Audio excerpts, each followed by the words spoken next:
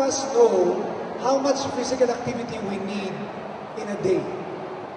Would you have any idea how much physical activity we need in a day? This is very relevant for all of us right now because of the present lifestyle. The present lifestyle is quite sedentary. No man choose a task, and we have succeeded in making it easier physically for all of us, correct? No? Let's give an example. Cooking. Cooking used to take 3 or 4 or 5 visits to the kitchen. That's a simple task. But right now, because of the labor-saving devices that we have, cooking rice takes only 1 visit to the kitchen and you can leave it alone already. Now, that means that we have successfully brought down the amount of physical activity that we have. And in most recent researches, ang lumalabas po, ang kulang ng tao, kaya tumataas po ang average weight. And average fat percentage is physical activity. They also tried to look at nutrition. No? Why? Because food nowadays will be more available for everyone. All you have to do is call and the food comes to you, right? In fact, even here in the Philippines, we have a peculiar situation that you can only find here in the Philippines. Okay? Who do we have at home? Most households will have at least 1 helper, correct? Okay. So, what do we make him or her do? Whenever we need water, for example, we're relaxing from our daily routine, who do we call? Si Inday, right? And si Inday will very consciously, yung pong duty niya, he tries to make it, to do it as much as possible. So what happens? Every single order, utos, whatever, for assistance, no, he or she will perform it to the hilt. And this is the reason why physical activity has really been very scarce for most of us. In fact, most adults of today have relatively little spare time, stressed out. How many of you are stressed out? Medyo umamin tayo ng konti so that we will also recognize the need for these stressors. We have little rest. Most of us have little rest.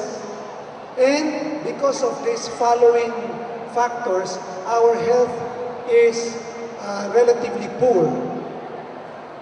And all of this, if you were to put them all together, constitute a bad lifestyle.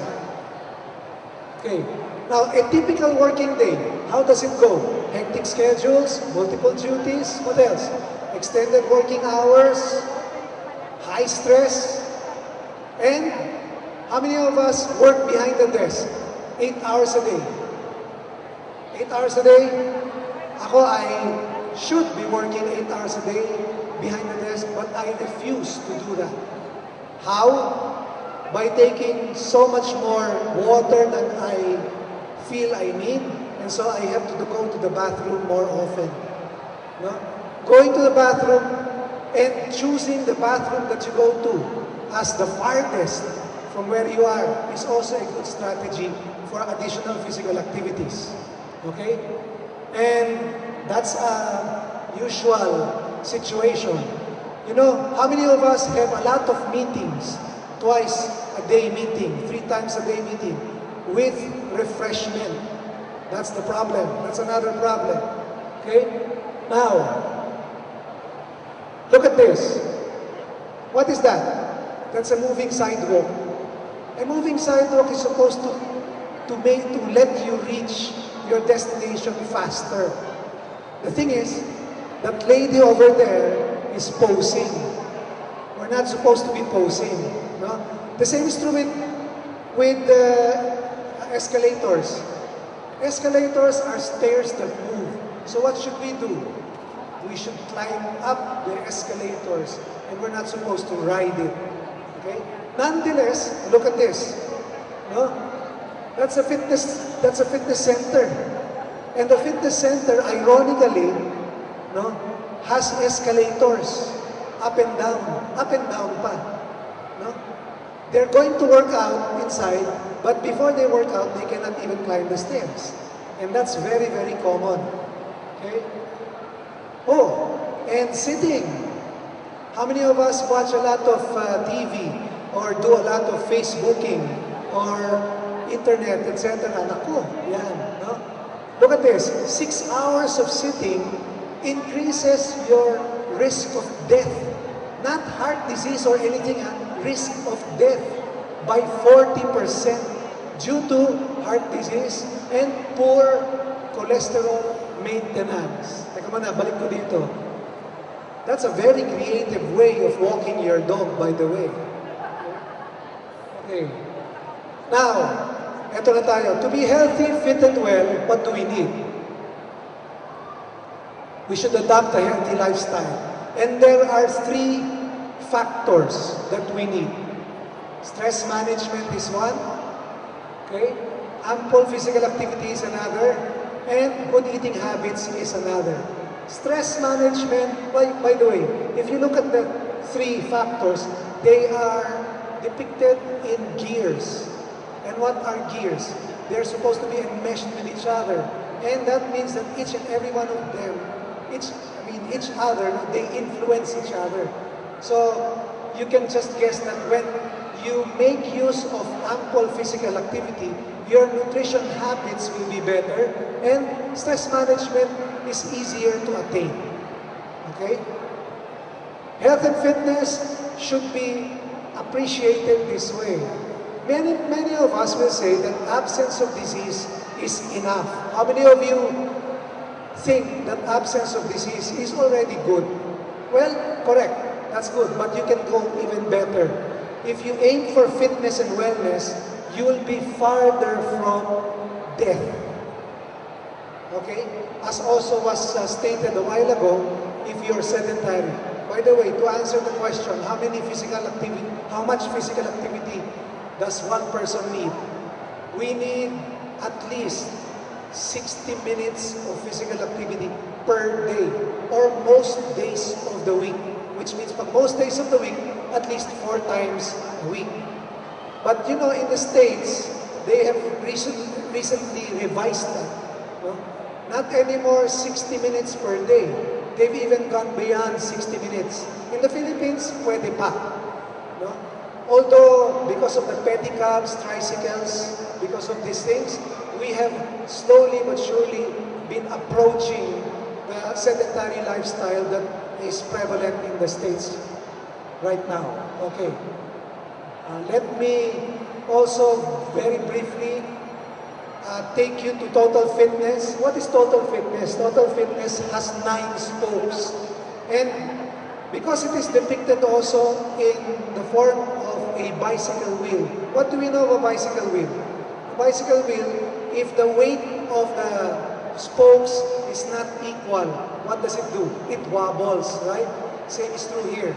This means that all the 9 spokes should be given equal emphasis. Okay?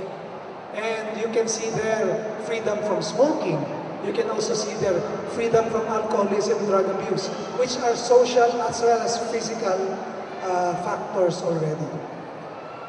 Okay. By the way, for us to attain wellness and health, a supportive environment is necessary. And this is made up of your peers, your family, and your health professionals. Okay, the WHO, the World Health Organization, is advocating watching who we are with. No?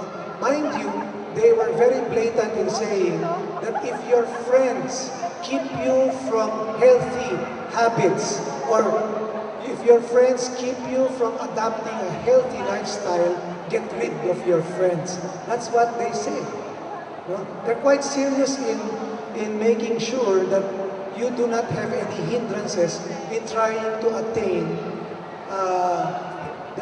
adopting healthy habits. Okay.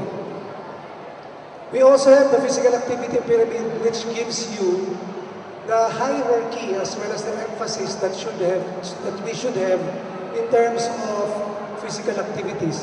Rest is actually on top, which means that we should have ample, not too much rest, because all we have right now is a predominance of rest all throughout our daily routine, and that's already wreaking havoc on the physical aspect, no? On our health. Now, take note that exercise is in the middle. Okay? And exercise, that means that exercise should not form the foundation or the base of our physical activities. What should form the base? It's lifestyle physical activity. What is lifestyle physical activity? It's choices. Making the right choices. Example, you saw the picture with regards to the gym. What would you choose? The escalator or the stairs? You climb 4 floors up. 4 floors up is easy to negotiate well if you're healthy and fit. But if you're not, 1 floor up, 2 floors up, you might be panting already, correct? And so this is the reason why lifestyle physical activity should form the foundation. A choice between making your maid, no, fetch for you the remote control of the TV set. No? A choice. Make the choice of doing it yourself, which gives you already, no, additional physical activity and the orientation to be more physically active. I had a balikbayan friend who came in, and he was very observant because when he saw that we have maids in most of our houses, in most homes, that was his comment. Kaya pala nagtatabaan daw ang mga Pilipino kasi may maids. Okay? I also asked this from my client one time. What sort of physical activities do you do? I garden, she said. Oh, good. So that's going to be a good source of physical activities. Yeah, I even tell my boys to transplant plants every now and then. Oh, so she's just pointing her finger. That's the only physical activity that she does. No, that doesn't work.